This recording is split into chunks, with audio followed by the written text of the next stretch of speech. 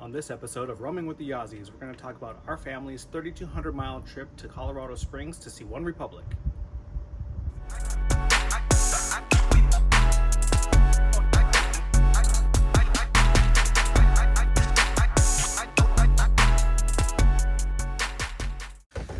All right, as we discussed earlier, we had mentioned that we had just recently got back from a pretty extensive, for us, travel excursion that we were able to go from Pacific Northwest of Washington over to Colorado Springs to see One Republic, which my boy is a huge fan of, and it was for him and for his birthday of why we went over there. So we did a little bit of harvest hosting in the beginning, and then we kind of switched into more of being able to plug in. Overall, we drove about 3,226 miles. Starting from our location, we drove the longest of about 7.5 hours total to New Plymouth, Idaho, where we stayed at a harvest host. It was great. Everything went fine. Lovely little area. Then we went from there to Willard, Utah, and again, another harvest host. No issues, anything like that. I'll show you kind of a little bit how we had everything set up.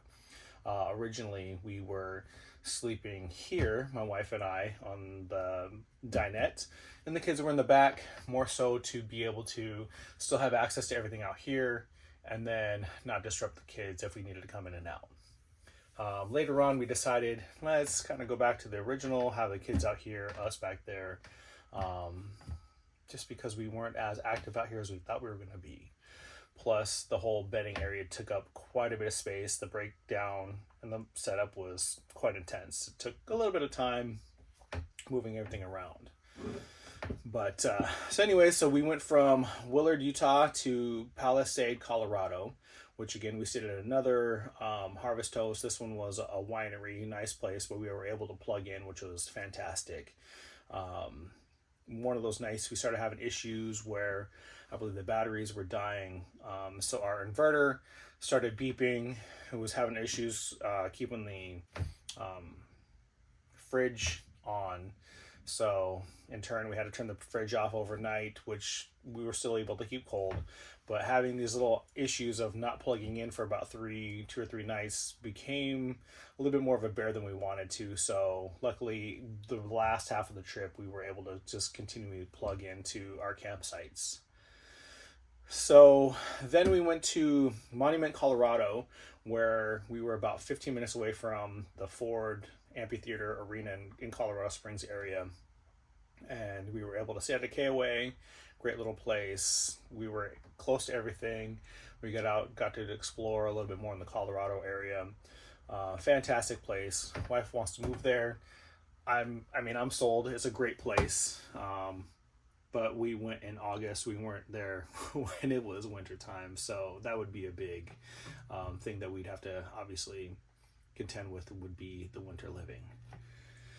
So anyways, concert, everything was good. Next day, we ended up going to Rawlins, Wyoming, trying to get to the Tetons. Rawlins, Wyoming was a very special place, and we'll leave it at that. So beyond that, we ended up in Coulter Bay RV Park in the Tetons. We stayed at the national park. It was absolutely gorgeous. I didn't plan far enough ahead. I was only doing this a couple weeks out, so campsites were extremely booked.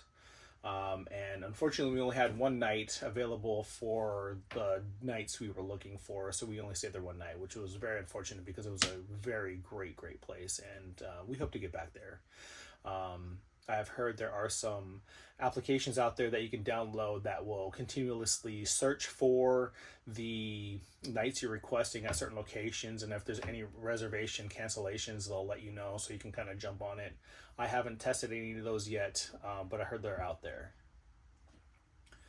So from the Tetons, we made our way over to Yellowstone, which we ended up staying 2 nights in a KOA just west of Yellowstone, because again, I didn't plan it out far enough ahead of time to where the campsites inside Yellowstone were already booked up. So the KOA was a great option for us. It was still only maybe 15 minutes from the west entrance, maybe less, but it was good enough to get us in and out. Learning experience again, plan ahead of time, get your campsites reserved and kind of play around with that. Get a little bit more time there if needed. 2 days was significant, but it could have been better. We could have had maybe a third day, which would have been great. The kids did amazing. The kids just loved the KOA that we stayed at in West Yellowstone. There was a jump pad that they couldn't get enough of. But anyway, so from then we ended up going to Missoula, Montana, stayed the night there in a KOA as well. Great little place, had a pool, so the kids got to swim a little bit. And then from there, the next day, we just bugged all the way home, which was about another 7-ish hours or so.